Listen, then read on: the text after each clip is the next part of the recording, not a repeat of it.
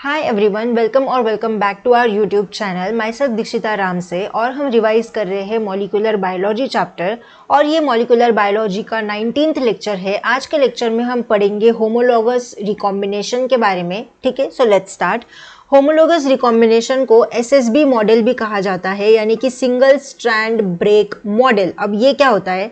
So the single strand break model यानी कि SSB model of homologous recombination describes a mechanism by which cells repair single strand DNA break, कि जो कि single strand DNA break है उसको repair करेंगे using, किसको use करके? Using homologous sequence as a template. जो भी होमोलोगस सीक्वेंस है उसको हम एज ए टेम्पलेट यूज करेंगे और जो सिंगल स्ट्रैंड डीएनए ब्रेक है उसको मतलब रिपेयर करने का काम करेंगे। ठीक है, सो होमोलोगस क्रोमोसोम क्या होते हैं? Homologous chromosome having same set of genes, जिनके पास सेम सेट ऑफ जीन्स होते हैं in same sequences but not necessarily carry identical allele. लेकिन ऐसा नहीं है कि वो सेम अलील को कैरी करते हैं, लेकिन इनके पास सेम जीन्स प्रेजेंट होते हैं।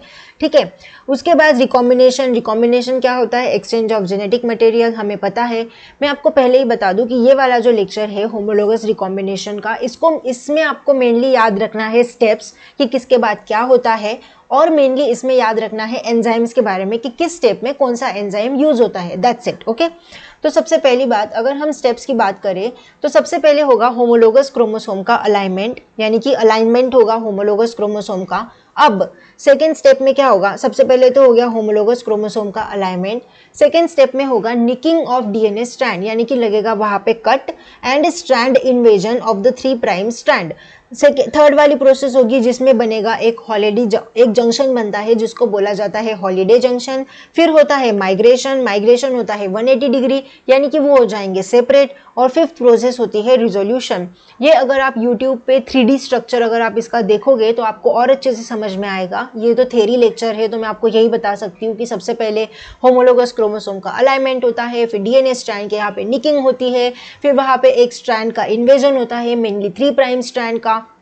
देन एक जंक्शन बनता है जिसको बोलते हैं हॉलीडे जंक्शन। फिर माइग्रेशन हमें देखने को मिलता है 180 डिग्री, यानी कि सेपरेशन हो जाएगा। और फिर होता है रिजोल्यूशन। यहाँ पे जो एक वर्टिकल कट जहाँ पे लगता है ना, वहाँ पे बनता है हेट्रोडुप्लेक्सेस एंड रिकॉम्बिनेंट, और जो हॉरिजॉन्टल कट होती है वहाँ पे बनते हैं हेट्रोडुप्लेक्सेस और नो रिकॉम्बिनेंट। ठीक है, यानी कि पैचेस हमें देखने को मिलते हैं। एक बार प्लीज आप इसका 3D स्ट्रक्चर वीडियो देख लो तो आपको और अच्छे से समझ में आएगा। तो देखो, मैंने बोला ना कि मेनली एंजाइम्स आपको याद रखने हैं, तो एंजाइम सबसे पहले हमारे पास REC-BCD has nucleus and helicase activity. इसके पास न्यूक्लियस और हेलिकेज एक्टिविटी इन्वॉल्व होती है और ये डीएनए स्ट्रैंड को निक करने में हेल्प करता है, involve in the nicking DNA strand. Second enzyme होता है हमारे पास REC ए, जो कि निक डीएनए स्ट्रैंड है उसके ऊपर जाके बाइंड हो जाता है और फिर स्ट्रैंड का इन्वेजन हो जाता है मेनली 3' स्ट्रैंड का। नेक्स्ट एंजाइम है RUVAB, जो कि हॉलीडे जंक्शन को रिकॉग्नाइज करने का काम करता है और ब्रांच माइग्रेशन को प्रमोट करने का काम करता है, यानी कि यहाँ पे 180 डिग्री का माइग्रेशन हो जाएगा। फिर आता है RUVC, जो कि एक एंडोन्यूक्लियस होता है जो हॉलीडे जंक्शन को क्लीव करने का काम करता है, यानी कि जोड़ने का काम करता है और रिकॉम्बिनेशन की प्रोसेस को कंप्लीट करने का काम करता है। और उसके बाद जो REC-A एंजाइम है ना, जो कि निक डीएनए स्ट्रैंड था उसके ऊपर जाके बाइंड हो रहा था और डायरेक्ट स्ट्रैंड का इन्वेजन करवा रहा था, तो आर्किया, यूकैरियोट और बैक्टीरियोफेज T4 इसमें REC-A के होमोलोगस और दूसरे एंजाइम काम करते हैं। जैसे कि आर्किया में REC-A की जगह पे RAD-A काम करेगा, यूकैरियोट के अंदर RAD51 और DMC1 काम करेंगे, बैक्टीरियोफेज T4 के अंदर UVSX काम करेंगे। ठीक है, तो ये तो हो गया homologs of the REC-A enzyme. उसके बाद हम और एक चीज देखेंगे विच इज सॉस रिस्पॉन्स, यानी कि SOS रिस्पॉन्स। तो ये क्या होता है? When DNA is heavily damage, जब डीएनए बहुत ज़्यादा डैमेज हो चुका है तो वहाँ पे हमें देखने को मिलता है UV लाइट रिस्पॉन्स। यहाँ पे जो एंजाइम इन्वॉल्व होते हैं ना, वो दो एंजाइम मेनली होते हैं। एक तो होता है REC-A, सेकेंड होता है LEX-A रिप्रेसर। ठीक है, अब हम इसका देखेंगे मैकेनिज्म। सबसे पहले देखेंगे कि जब डीएनए डैमेज नहीं है तब हमें स्विच ऑफ कंडीशन देखने को मिलती है। कैसे?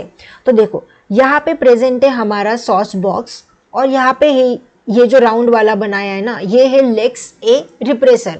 यहाँ पे ये है प्रमोटर और यहाँ पे है सॉस रिस्पॉन्स जीन। ये तो हो गया स्ट्रक्चर। तो यहाँ पे आरएनए पॉलीमरेज आके बाइंड ही नहीं हो सकता, क्योंकि यहाँ पे ऑलरेडी लेक्स ए रिप्रेसर आके बाइंड है सॉस बॉक्स के ऊपर। तो अगर आरएनए पॉलीमरेज आके अगर यहाँ पे बाइंड ही नहीं हो सकता तो आगे की प्रोसेसिंग ही होगी, जो सॉस रिस्पॉन्स जीन है वो अपने सब्सिक्वेंट प्रोटीन से नहीं बना पाएंगे।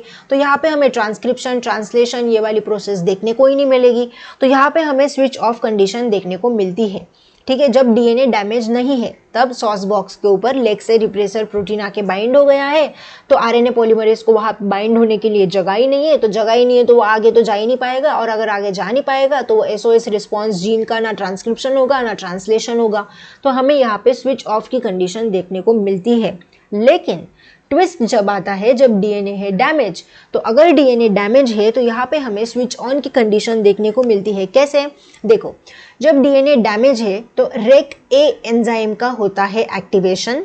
जब रेक ए का एक्टिवेशन होता है तो सिग्नल जाता है लेक्स ए के पास। ऑफ कोर्स ये वाला स्ट्रक्चर वैसे ही प्रेजेंट है कि सॉक्स बोल रही हूँ मैं सॉस बॉक्स के ऊपर लेक्स ए प्रेजेंट है, फिर प्रमोटर वाला रीजन है and then SOS response gene है।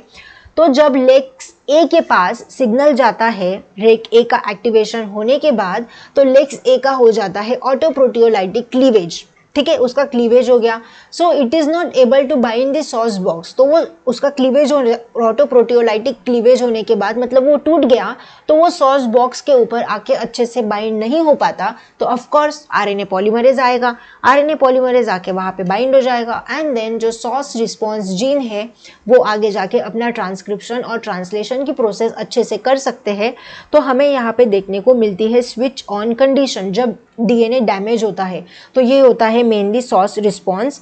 उसके बाद यहाँ पे ये क्या है, ओके, जब रेक ए एक्टिवेट करता है डीएनए पॉलीमरेज को तो वो इसको क्लीव करता है एंड देन हमें ये बस एक प्रोसेस है वो देख लो कि जो 2UMUD ये यूवी म्यूटाजेनेसिस करने का काम करता है, फिर ये कन्वर्ट हो जाता है 2UMUD डैश में, फिर आता है UMVC एंजाइम जो इसको कन्वर्ट कर देगा UMUD2 डैश C के अंदर, जो कि होता है एक डीएनए पॉलीमरेज 5, या फिर इसको DNA error prone DNA polymerase भी बोलते हैं या फिर ट्रांसलेशन डीएनए पॉलीमरेज भी बोलते हैं।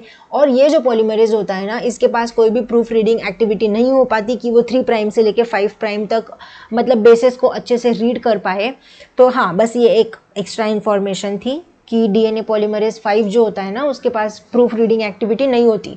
ठीक है, एंड या that's it for today's lecture, जिसमें हमने देखा कि होमोलोगस रिकॉम्बिनेशन क्या होता है, ये जो एंजाइम्स है ना ये किस किस प्रोसेस में इन्वॉल्व होते हैं, and then we talk about the SOS response. SOS response is important कि वहाँ पे हमें डीएनए जब डैमेज नहीं होता तब हमें वहाँ पे स्विच ऑफ कंडीशन कैसे देखने को मिलती है वो हमने देखा, और जब डीएनए डैमेज होता है तो वहाँ पे हमें स्विच ऑन की कंडीशन देखने को मिलती है। एंड या that's it for today's lecture. मिलते हैं हम नेक्स्ट लेक्चर में, तब तक के लिए keep achieving, keep learning, keep thriving, bye and take care. You can support my channel by scanning this QR code via UPI. Any small contribution means a lot to me and helps me continue creating content. Thank you so much for your support.